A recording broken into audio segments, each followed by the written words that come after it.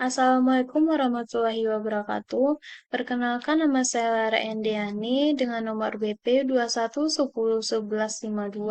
21101152610246 dari kelas SI 6 mata kuliah Sistem Informasi Manajemen. Baiklah, di sini saya akan mempresentasikan syarat-syarat sebuah sistem.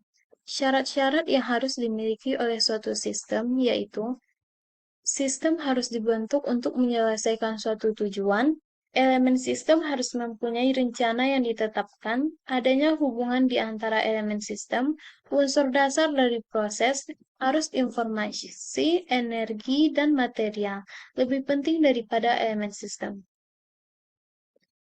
Poin B yaitu komponen sistem. Komponen sistem. Sistem terdiri dari sejumlah komponen yang saling berinteraksi, bekerja sama, membentuk kesatuan. Komponen-komponen atau elemen-elemen sistem dapat berupa suatu subsistem atau bagian-bagian dari sistem. Setiap subsistem mempunyai sifat-sifat dari sistem untuk menjalankan suatu fungsi tertentu, mempengaruhi proses secara keseluruhan. Masuk poin C yaitu klarifikasi sistem.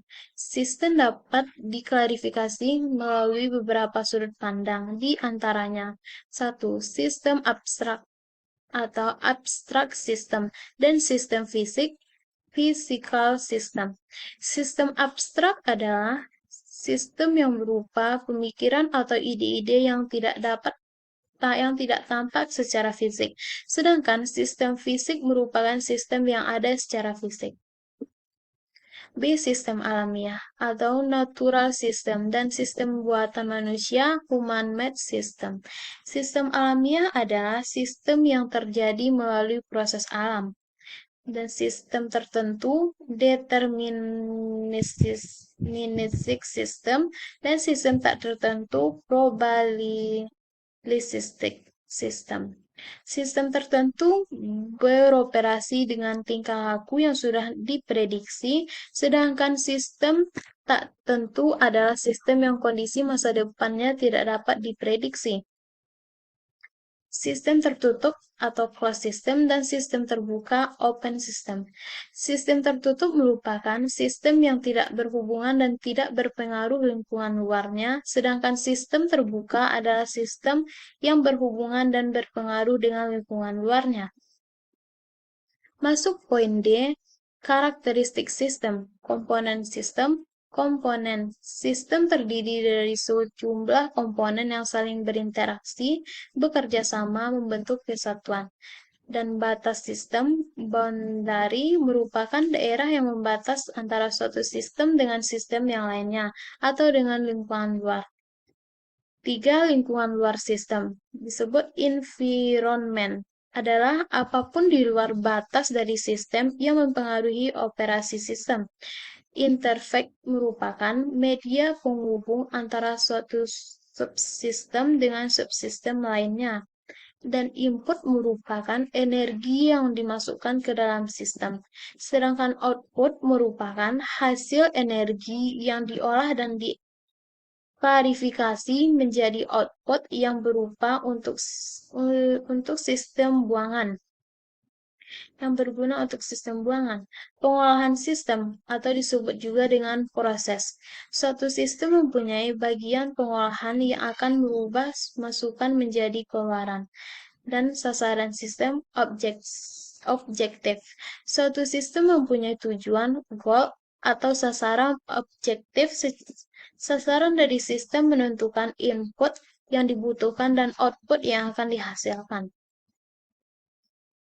Dan masuk poin E yang mempengaruhi kualitas informasi. Ada 3 hal yang mempengaruhi kualitas informasi, yaitu yang pertama, akurasi.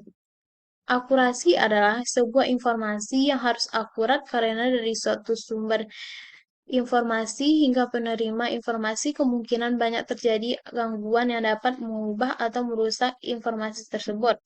2. Tepat waktu. Informasi yang dihasilkan dari suatu proses pengolahan datanya tidak boleh terlambat. Informasi yang terlambat tidak akan mempunyai nilai yang baik, karena informasi merupakan landasan dari pengambilan keputusan. 3. Relevansi. Informasi dikatakan berkualitas jika relevan bagi pemakainya. Hal ini